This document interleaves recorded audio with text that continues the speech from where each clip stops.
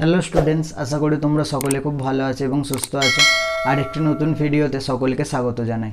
তো তোমরা ভিডিও আর থাম্বনেল দেখে বুঝতেই পেরেছো আজকে আমরা কোন টপিক নিয়ে আলোচনা করতে চলেছি।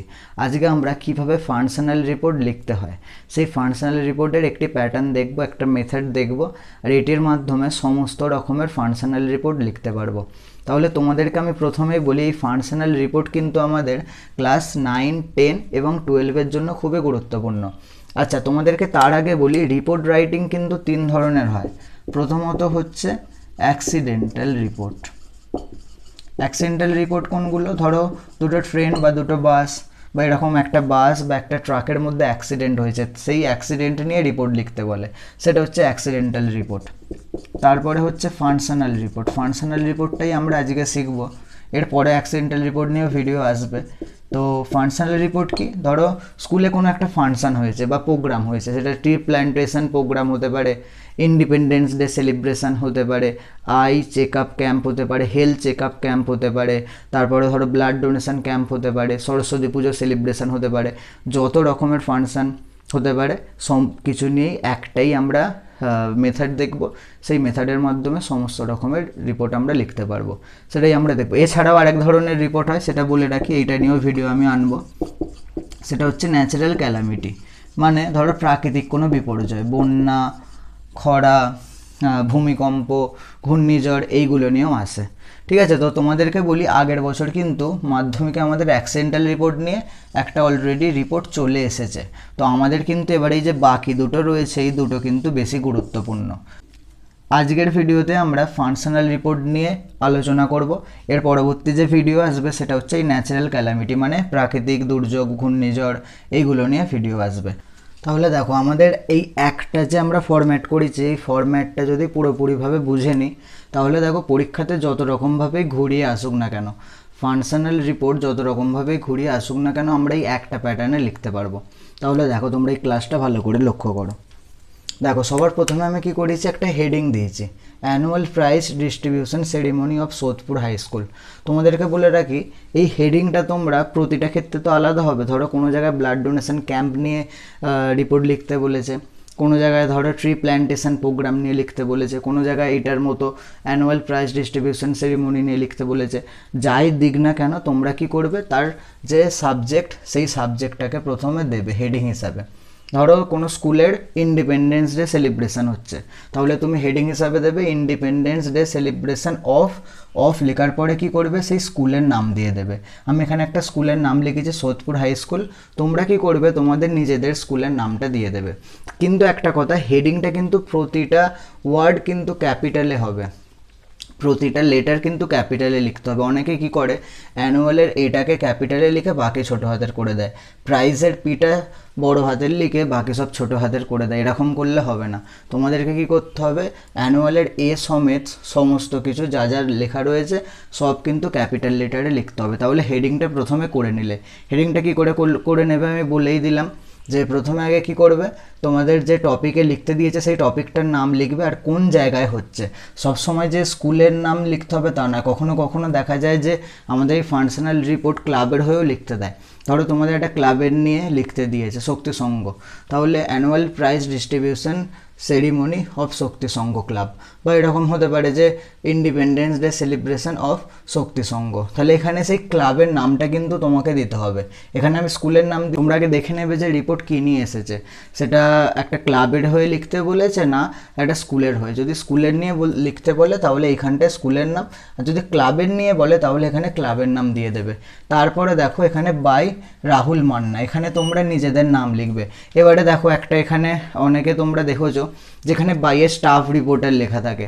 অ্যাক্সিডেন্টাল রিপোর্টে সাধারণত তোমরা এটা দেখেছো যে এখানে কি লেখা থাকে, বাইয়ের স্টাফ রিপোর্টার লেখা থাকে। কিন্তু এই ক্ষেত্রে কেন আমি লিখলাম না, দেখো তুমি আমায় বলো। ধরো একটা দুর্ঘটনা ঘটেছে, ট্রেন অ্যাক্সিডেন্ট ঘটেছে, সেটা হচ্ছে একদম খবরের কাগজে লেখার মতো বিষয়, সেখানে দেখবে সেটা খবরের কাগজে ছাপা হবে। কিন্তু ধরো এই যে অ্যানুয়াল প্রাইজ ডিস্ট্রিবিউশন সেরিমনি, এ তো বিভিন্ন স্কুলে হয়, এটা তো অতটাও গুরুত্বপূর্ণ ঘটনা নয়, এটা একটা ফাংশন। ঠিক আছে, অতটাও গুরুত্বপূর্ণ ঘটনা নয় যে সেখানে আবার রিপোর্টাররা এসে সেটা লিখবে। তো এটা একটা নর্মাল ঘটনা। এই কারণে কি হয়, এখানে বাইয়ে স্টাফ রিপোর্টার না দিয়ে বাই লিখে তুমি তোমার নামটা লিখবে। এখানে আমি রাহুল মান্না লিখেছি, কিন্তু তোমরা বাই লেখার পর নিজের নামটা লিখবে। লেখার পরে কি করবে, স্টুডেন্ট এডিটর বলে তোমার নিজের ক্লাসটা দিয়ে দেবে। ব্যাস এইটুখানি কাজ করে নেবে। দেখো তোমরা এই জিনিসটাকে এইখানেও লিখতে পারো, নইলে একেবারে কোথায় লিখবে, এই যে লেখা হয়ে গেলে শেষে একদম এইখানটায় লিখতে পারো। পুরো সেম জিনিস, বাই তোমার নাম লিখবে, তারপরে ব্র্যাকেটে স্টুডেন্ট এডিটর লিখে তোমার ক্লাসটা দিয়ে দেবে। তাহলে আশা করি বোঝা গেল। তাহলে প্রথমে কি হলো, আমরা সাবজেক্টটা হেডিংটা প্রথমে দিয়ে দিলাম, তারপরে বাই লেখার পর নিজের নাম লিখে স্টুডেন্ট এডিটর লিখে ক্লাস 12 লিখে নিলাম। এরপরে চলে আসি হাওড়া 21 জুলাই। দেখো যেই জায়গা থেকে তুমি এটা লিখছো, যেই জায়গায় এই ঘটনাটা ঘটেছে, এই যে অনুষ্ঠানটা যেই জায়গায় ঘটেছে সেই জায়গার এখানে ঠিকানাটা দিলে। এবারে দেখো এইটা নিয়ে অনেকের কনফিউশন আছে, অনেকে ভাবে যে তারিখটা কি দেয়া হবে। দেখো যদি তোমাদের বইয়ে কোনো বা তোমাদের যে হিন্টসে যদি কোনো তারিখ দিয়ে দেওয়া থাকে যে এই তারিখে এই ঘটনাটা বা এই অনুষ্ঠানটা ঘটেছে, তাহলে তুমি কি করবে, সেই তারিখটাই দেবে, সেই তারিখটা দিয়ে দেবে। এবারে দেখা যায় অনেক সময় নয় তারিখ দিয়ে দেয়া থাকে না যে কত তারিখে এই অ্যানুয়াল প্রাইজ ডিস্ট্রিবিউশন সেরিমনি হয়েছে। সেই ক্ষেত্রে তুমি কি করবে, যেই দিন তুমি পরীক্ষা দিচ্ছ সেই ডেটটাই, এক্স্যাক্ট ডেটটাই ওইখানটায় দিয়ে দেবে। এবারে তবে কোনো কোনো জিনিসের একটা নির্দিষ্ট ফিক্সড ডেট থাকে। ধরো টিচার্স ডে সেলিব্রেশন হচ্ছে কোনো স্কুলে, সেটা তো অবশ্যই 5 সেপ্টেম্বর আমাকে ডেটটা দিতে হবে। সেই ক্ষেত্রে যদি তারিখ আমাকে নাও দেওয়া থাকে, তাও আমি যেহেতু জানি যে টিচার্স ডে সেলিব্রেশন হয় 5 সেপ্টেম্বরে, সেই অনুযায়ী এখানে 5 সেপ্টেম্বর বসিয়ে দেবো।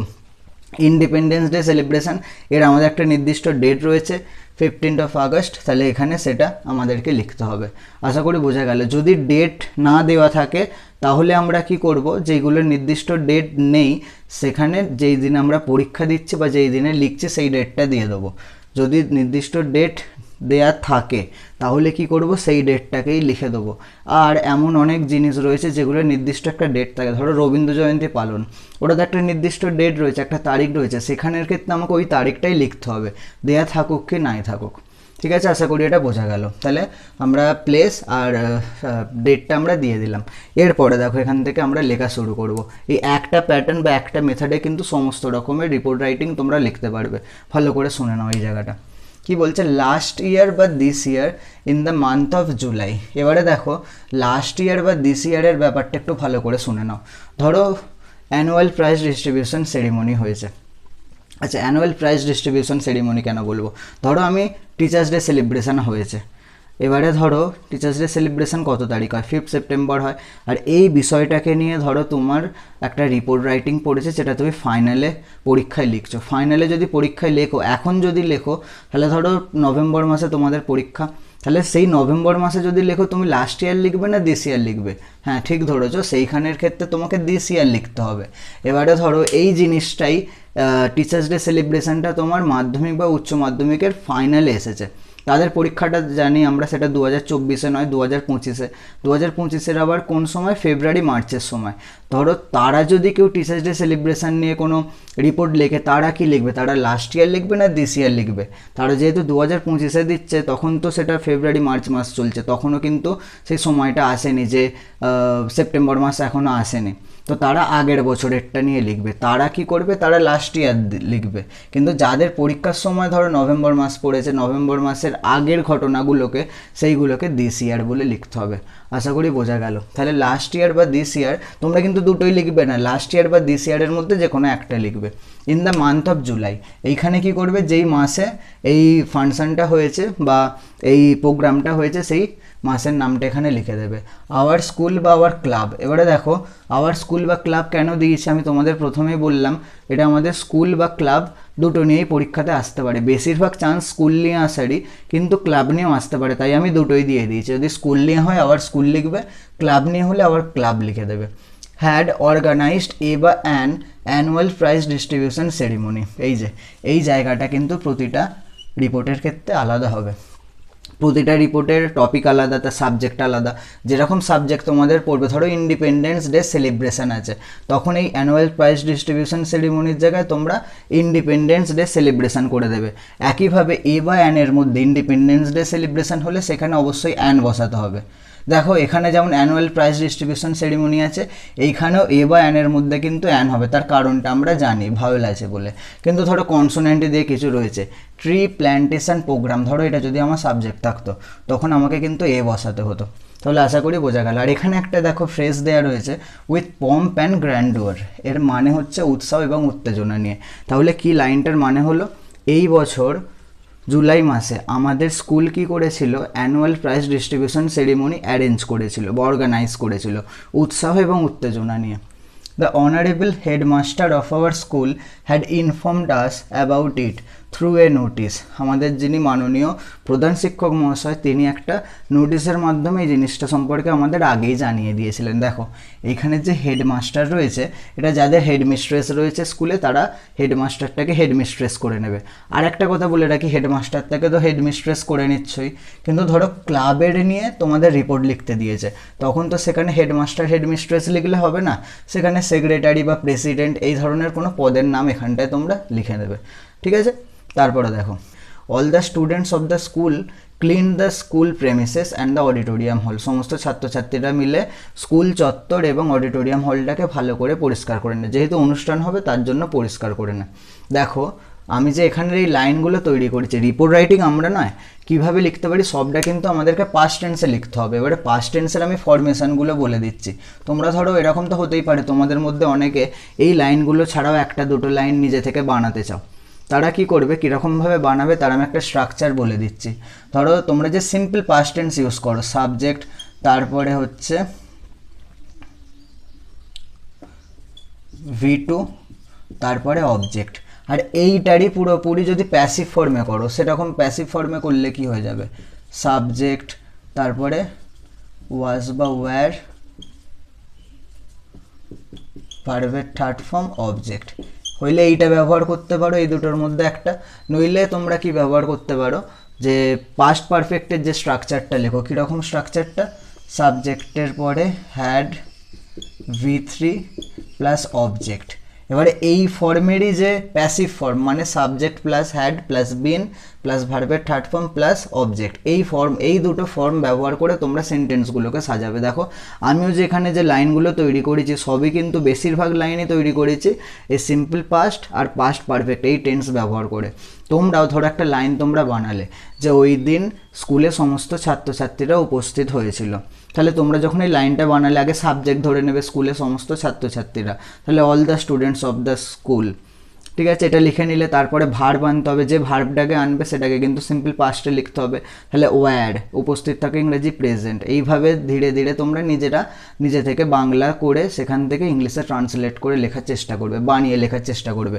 এইটা তো আমি তৈরি করে দিলাম, দেখো এতটা যে তৈরি করে দিলাম, একটা কথা বলি, এটা যদি তোমরা লিখে আসো অন্তত পরীক্ষায় 6-7 নাম্বার তোমরা পাক্কা পাবে, কিন্তু তার সাথে সাথে নিজেদেরকে একটু ইম্প্রোভাইজ করে 2-3 লাইন লিখতে হবে, কারণ প্রতিটা জায়গায় আলাদা আলাদা, নিজে যদি একটু লেখার চেষ্টা করো তাহলে দেখবে অনেকটা ভালো হবে। এইটা ছাড়াও তোমাদেরকে 2-3 লাইন যদি নিজে থেকে লিখতে চাও তাহলে আরও ভালো, ওয়েল অ্যান্ড গুড হবে সেটা।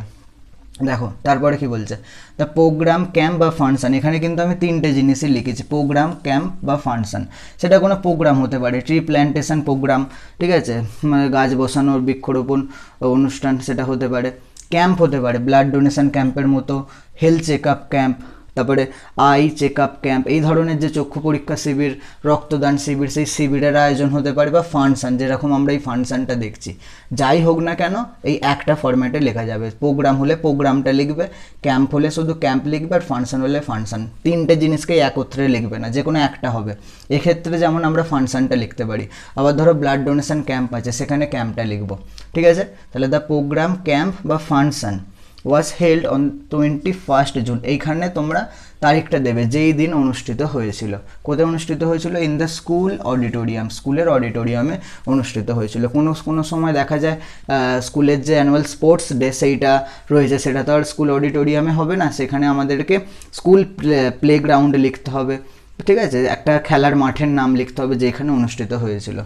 তারপরে বলছে দ্য প্রোগ্রাম, ক্যাম্প বা ক্যাম্প দেওয়া রয়েছে, ঠিক আছে, প্রোগ্রাম হোক, ক্যাম্প হোক বা সেটা ফাংশন হোক, সেটা কি হয়েছে, was started at about 11 AM, কোন সময় সেটা স্টার্ট হয়েছে সেটা লিখবো, with the national anthem, national অ্যানথেমের মাধ্যমে সেটা স্টার্ট হলো। তবে দেখো একটা কথা বলি, ধরো চক্ষু পরীক্ষা শিবির হচ্ছে বা ধরো রক্তদান শিবির হচ্ছে, সেখানে যে ন্যাশনাল অ্যানথেম দিয়ে স্টার্ট হবে এরকম কোনো ব্যাপার নয়।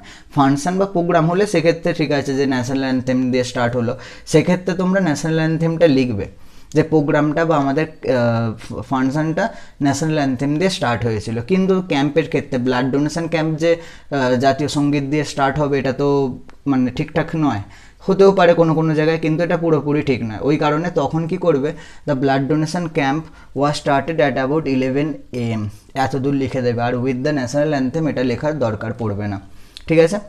তারপরে দেখো তোমাদেরকে একটা কথা বলি, যদি কিছু বানানোর হয় না তোমরা কি করবে, এই জায়গাটার পরে বানাবে যে ন্যাশনাল অ্যানথেম দিয়ে স্টার্ট হলো, তারপরে তোমরা যদি আলাদা আলাদা জায়গায় যেটা বানানোর সেটা এর পরে বানাবে, তোমরা বুঝতে পেরে যাবে এর পরবর্তী 2-3টে লাইন এইভাবে বানাতে পারবে যদি তোমাদের বানানোর ইচ্ছা হয়। আর যদি বানানোর ইচ্ছা না হয় বা তোমরা না বানাতে পারো, এইটুখানি লিখে আসবে, তাতেই দেখবে কত তোমরা নাম্বার পেয়েছো। তারপরে বলছে some eminent persons of our district were present in the program বা ক্যাম্প, প্রোগ্রাম বা ক্যাম্পে আমাদের জেলার অনেক মাননীয় ব্যক্তি বা গুরুত্বপূর্ণ ব্যক্তি তারা কিন্তু এখানে উপস্থিত ছিলেন। They were all garlanded and honoured, তাদেরকে সকলকে সম্মানিত, তাদেরকে মাল্যদান করা হয়েছিল, যে হয় না অনেকজনকে সম্মানিত করা হয় পুষ্পস্তবক দিয়ে, ঠিক সেরকমভাবে তাদেরকেও সম্মানিত করা হয়েছিল। Later they all delivered their valuable speech, অবশেষে তারা কি করে, তাদের মূল্যবান বক্তৃতা রাখে, একটা বিশেষ দিন তারা সকলে উপস্থিত ছিল, তারা বক্তৃতা রাখলেন। A cultural function was also organized with it, এর পাশাপাশি একটা কি করা হয়েছিল, একটা কালচারাল ফাংশনেরও আয়োজন করা হয়েছিল। মানে যে প্রাইজ ডিস্ট্রিবিউশন সেরিমনি মানে শুধুমাত্র যে প্রাইজ দিয়েই ওটা ফাংশনটা শেষ হয়ে গেল বা সেরিমনিটা শেষ হয়ে গেল তা না, এর সাথে সাথে কি করা হয়েছিল, কবিতা আবৃত্তি, নাচ গান, এর একটা অনুষ্ঠানের আয়োজন করা হয়েছিল। Many students participated in it, অনেক ছাত্রছাত্রীরা কী করেছিল, এতে অংশগ্রহণ করেছিল। দ্য ফাংশন বা ক্যাম্প, সেটা ফাংশন বা ক্যাম্পের মধ্যে যেটা হবে সেটা লিখবে, দুটোই একত্রে লিখবে না। এন্ডেড অ্যাট 3 PM, সেটা 3টের সময় শেষ হয়। এই যে সব সময় যে 3টের সময় শেষ হবে 11টার সময় শুরু হবে এটা নয়, যেরকম হিন্টস থাকবে সেই অনুযায়ী তোমরা চেঞ্জ করে নেবে। At last sweets were distributed to all the spectators, যত সেখানে দর্শনার্থীরা ছিল তাদেরকে মিষ্টি বিতরণ করা হয়, মিষ্টির জায়গায় টিফিনও লিখতে পারো, কোনো অসুবিধা হবে না। They all left the place with a heavy heart, তারা একটা গভীর বা ভারাক্রান্ত হৃদয় নিয়ে ওইখান থেকে প্রস্থান করে। মানে তাদের এই জিনিসটা যে হলো প্রাইজ ডিস্ট্রিবিউশন সেরিমনি, তাদের মনে একটা দীর্ঘস্থায়ী ইম্প্যাক্ট পড়বে, মানে এত সুন্দর তাদের এই ফাংশনটা লিখেছে, ঠিক আছে। তাহলে দেখো এই যে কোটাটা আমি তৈরি করে দিলাম, তো এর পাশাপাশি যদি তোমাদের কিছু বানানোর হয়, বানানোরও অবশ্যই হবে, তোমরা যদি এর সাথে সাথে আরও 2-3টে লাইন সবে অ্যাড করো দেখবে খুব ভালো হবে জিনিসটা। ধরো তোমাদের অ্যানুয়াল স্পোর্টস প্রোগ্রাম নিয়ে পড়েছিল, এটা তো প্রাইজ ডিস্ট্রিবিউশন সেরিমনি, এইখানে তুমি 2-3টে লাইন যে বানাবে কীরকম বানাতে পারো দেখো। ধরো ফার্স্ট সেকেন্ড থার্ড যারা পুরস্কার পেয়েছিল, যারা খুব বেশিবার পুরস্কার পেয়েছে তাদের নামগুলো সেখানে লিখলে, ঠিক আছে। কোন ক্লাস থেকে কোন ক্লাসের যে পুরস্কার পেয়েছে স্টুডেন্টরা সেইটা লিখলে, সিনিয়রের কারা জুনিয়রের এইগুলো লিখে দিলে।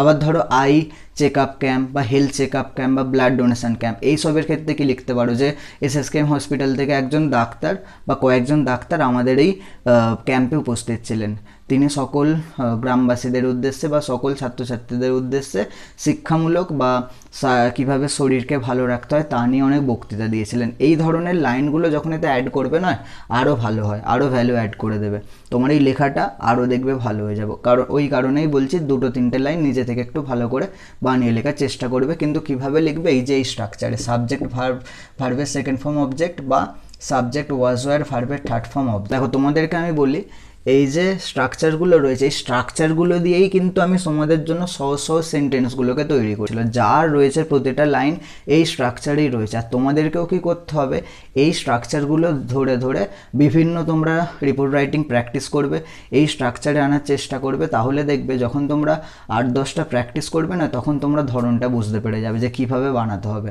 Practice makes a man perfect, ঠিক আছে। তোমাদেরকে প্র্যাকটিস কিন্তু অবশ্যই করতে হবে, আর প্র্যাকটিস করলেই দেখবে ধীরে ধীরে কনফিডেন্সও বুস্ট হবে তোমাদের, তখন দেখবে তোমরা নিজেরা কিন্তু লিখতে পারছো। এখন হয়তো মনে হচ্ছে স্যার এইটাই শুধু মুখস্থ করে লিখে দেবো হয়ে যাবে, কিন্তু তুমি যখন প্র্যাকটিস করবে তখন দেখবে 2-3টে লাইন করে বানানো তুমি শিখে যাবে। হয়তো সেটা একদিনে হবে না, কিন্তু একদিন অবশ্যই হবে। ঠিক আছে, তো আশা করি ভিডিওটা তোমাদের ভালো লাগবে। আর এই ভিডিওটা দেখার পরে তোমাদের যে রিপোর্ট রাইটিং নিয়ে অনেকটা প্রবলেম ছিল সেইটা আশা করি সমাধান হবে। তো তোমরা ভিডিওটাতে একটা লাইক করে দেবে, আর পরবর্তীকালে বা এর পরে তোমাদের কোন টপিক নিয়ে ভিডিও চাই সেটা তোমরা আমায় কমেন্ট করে জানাবে, তাহলে আমরা সেই জিনিসটা নিয়েই ভিডিও আনবো। ধন্যবাদ।